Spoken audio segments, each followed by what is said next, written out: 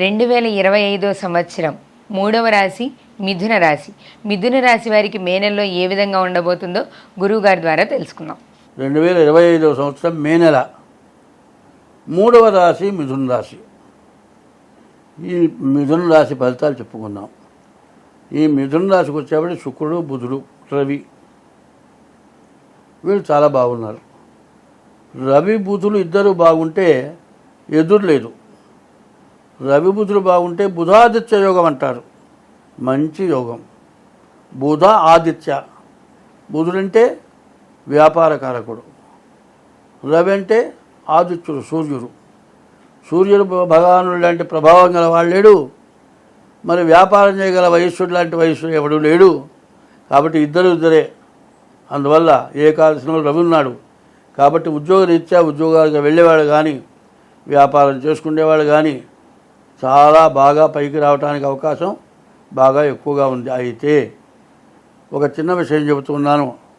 బాగుంది కదా, మన దగ్గర డబ్బులు లేవు, వాడెవడో పెట్టుబడి పెడతాడు, దాంతో వాడు కోట్లు పెడతాడు, మనం సంపాదిద్దామంటే కోట్లు మాత్రం పెడతాడు, పేరు మాత్రం నీ పేరు పెడతాడు. ముందు వచ్చే అసల్లోనే కొద్దిగా అసల్లో కొంత లాభం కలుపుకొని నీవు పెట్టింది కూడా నీవు కూడా ఏమీ లేకుండా సున్నా చేసి మొత్తం తీసుకెళ్తాడు వాడు. కాబట్టి ఈ రాశి వాడు ఎవరితో జాయింట్ వ్యాపారాలు చేయొద్దు. ఎవరు ప్రోనోట్ రాసుకునేదానికి సాక్షి సంతకాలు పెట్టద్దు. ఎవరైనా బ్యాంకు లోన్లు బిజినెస్ పరంగా బ్యాంకు లోన్ తీసుకునే వాళ్ళకి కానీ ఇంటి లోన్ తీసుకునే వాళ్ళకి కానీ మీరు సంతకాలు పెట్టద్దు. అట్లా పెడితే లోన్ తీసుకున్న మరునాడు వాడు కనపడరు. నీవు హామీ సంతకం పెడితే నీ ఆస్తులు నిన్ను కూడా అమ్ముకుంటే కూడా తీరదు బాకీ. అట్లాంటి పరిస్థితి వస్తుంది. అది రాకుండా ఉండాలి అంటే మీ జాతక రీత్యా బాగుంది. ఇదిగాక డేట్ ఆఫ్ బర్త్ ద్వారా కూడా మీ జాతకం చూపించుకోండి, మీకు అన్ని విధాలా బాగుంటుంది. ఇది ఏంటంటే ఎప్పుడు కూడా ఒకటే మాట చెబుతూ ఉన్నా, మనం శరీరంలో 9 భాగాలు ఉన్నాయండి. 2 చెవులు, 2 కళ్ళు 4, 2 ముక్కులు 6, నోరొకటి 7, ఇదొకటి 8, ఇదొకటి 9. ఈ 9లో ఏది పని చేయకపోయినా బతుకుతామా? యూరిన్ రాలేదండి, చచ్చిపోయేట్లుంటుంది. ముందు హాస్పిటల్కి పోయి ఆ ట్యూబ్ వేసి ముందు యూరిన్ తీయాలి. అది పనికిరాందేగా, దేనికి పనికిరాదు. అయితే వీటన్నింటినీ మించింది, దీనికంటే మించింది జ్ఞానేంద్రియాలు.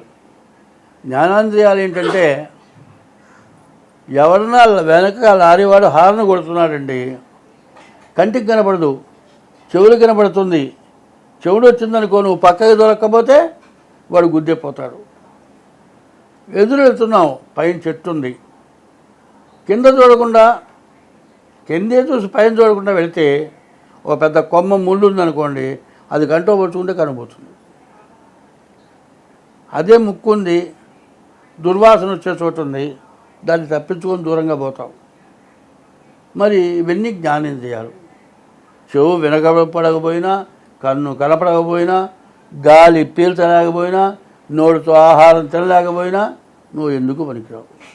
కాబట్టి జాతకంలో 9 రంధ్రాలు ఇచ్చారు కదా, 9 చెప్పా కదా అంకెలు.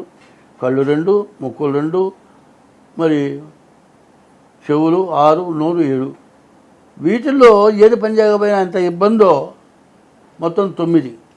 ఇది ఈ 9 గ్రహాలకు ఉపయోగపడతాయి. ఈ 9 గ్రహాల్లో 8 గ్రహాలు బాగున్నాయి కదా.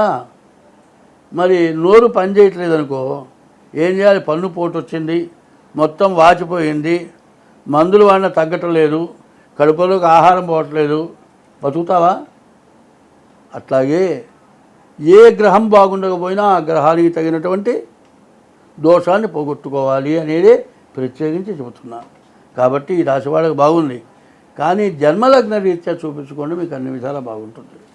అది కూడా చూపించుకొని మీరు తగినట్టుగా ప్రయత్నం చేయండి.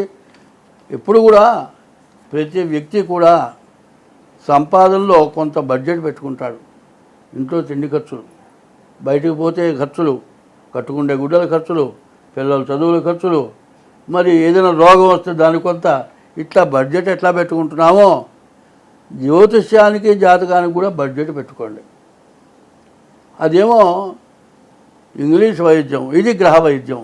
ఈ వైద్యానికి కూడా బడ్జెట్ పెట్టుకొని జాగ్రత్తగా సరైన చోట కనుక మీరు చూపించుకుంటే మీ జాతకానికి ఎక్కడా ఎప్పుడు ఎటువంటి సమస్య రాదు. శుభం.